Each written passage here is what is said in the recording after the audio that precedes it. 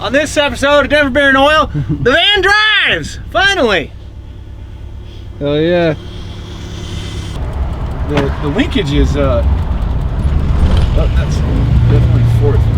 Linkage needs to be adjusted. No doubt about that. But what I will say is this thing like actually has power to get up and down hills and stuff now. Yeah, it feels totally capable, but not like, you know, insanely fast. Yeah, that's exactly what it is. It's like, I mean, it's got some go. Yeah, it's not being slow, that's for sure. No.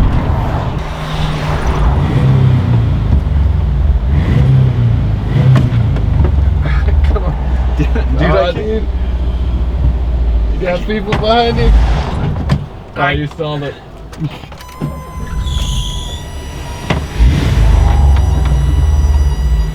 Early bus days. And we're back. There we go. Getting it. Minty shifts. I don't know. God, this linkage sucks. Even with the new parts, huh? Well, I can at least get reversed with the new parts. I think it needs to be adjusted now, though. All right. Gorgeous. Yeah, this Subaru motor pushes it right along, man. I'm not mad at that at all. I think it's a reasonable swap, you know, it's not ridiculous power, it's reasonable power. Now, we're gonna get it back on the lift. We did the cursory lap around the block. Not our fastest lap around the block. Certainly not the fastest, but possibly one of the more enjoyable laps. Perhaps relaxing. All right, welcome back to Test Drive 2.0. I fixed all of the issues that were giving me some frustratingness last time, so we're gonna go for a drive with the shift linkage actually adjusted and everything working properly. Bled the brakes. Oh, the brakes do feel good. Shit. Right. Yeah. So, all right, we'll go for a drive. Let's see what this thing's all about. Oh, second is so buttery. It's right there. It's right there. It's right where it should be. We tried to take it for a test drive, and I was having some major difficulties finding gears because the shift linkage, when I rebuilt it, was adjusted for all of the crappiness. So Hamish and I readjusted everything and got the shift linkage like working beautifully now. Now it feels like brand new OEM, and the brakes are oh so minty. I mean, for a 36-year-old van. Now that we've got it all worked out, I figured I should go for a proper test drive, which is right here. So first things first, the power on this van, stellar. These things never came with a bunch of horsepower from the factory. We all know that, but having actually like over 100 horsepower, like I'm accelerating up this hill. This is exciting. This is like really cool. Buttery smooth, downshifts, upshifts, wonderful. No, this thing is like proper. It must not weigh a whole hell of a lot because this Subaru motor actually, it's like, it goes, like we're accelerating. Like this is very atypical for a van, so I see why people really like these swaps. And surprisingly, for a 36-year-old van on, I think, probably 20-year-old suspension, it rides beautifully. Like this is comfortable. It makes 80s van noises, lots of squeaks and rattles and stuff, but dude, this thing is minty awesome. It drives great.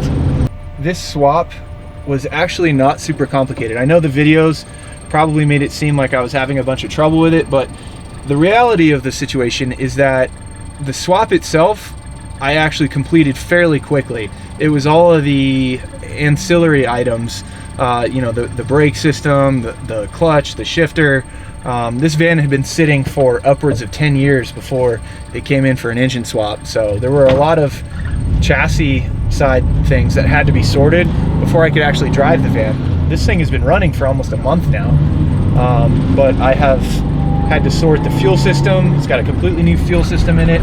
It's got a completely new braking system in it. Shift linkage has been rebuilt. This van, there's not a whole lot on it that I have not touched yet. And after this, once everything mechanically is completely sorted, I don't know if I'm going to be doing it or if somebody else is going to be doing it, but all of the camping side things are getting redone. It's getting repainted, I believe. It's just basically going to be a new van, and my God, the Subaru power, it is significantly improved. Like, super pleasure. I cannot can't say enough about this thing. If you guys have ever driven one of these with a stock motor in it, I mean, good luck getting up a hill, dude. It's like second gear all the way up the mountain, sometimes first, especially at this altitude. So if you're at a lower altitude, I bet this thing would scoot. Like, it's actually not slow. Surprisingly, very surprisingly. My favorite part, actually, I think, is the fact that it still sounds like a Volkswagen. Like, the flat 4 sound is still there, which is pretty rad to me. It still is like, it's just like a beefed up Volkswagen motor that is like super reliable, which is very atypical for an old Volkswagen, quite frankly. You just pulled a U-turn. Oh, man. U-turn, baby. Sitting over the front wheels makes it easy. Oh yeah, pure power. That wasn't slow. It's not slow, and I'm not even getting in it. I'm just kind of rolling into it. You know, this isn't a hot rod. I'm not going to go bank shifting it, but dude, it goes. This will go over the mountains in 3rd, 4th gear, no problem. Yeah, it'll do everything you need it to. I bet it'll do significantly over 80 now too. Yeah. On top of everything, I don't know if I ever mentioned it in the video, but this transmission was custom built with different gear ratios. It is a 5-rib bus transmission. However, it was completely gone through. The final drive has been changed. I believe, man, I don't know exactly what gears. I don't want to speak out of turn here, but basically this transmission has been geared appropriately for the Subaru swap, and quite frankly, it shows. The Subaru motor has a lot more oomph, so we can get away with a little bit taller ratios. 1st and 2nd are pretty close, but 3rd and 4th are much taller for the highway, which is nice. You can kind of scoot around town pretty easy, and then once you get on the highway, kick it into overdrive, and she's good to go. Great swap. I also bled the cooling system the other day, which is a B to the Ach. This van uses, I've got 8 gallons of coolant in it right now. So it uses a lot of coolant, which also means there's a lot of opportunity for air bubbles because engine's at the back, pipes run all the way up to the front, and there are secondary and tertiary radiators in the form of the heater cores. So you have a heater core up front and you've got a heater core in the back.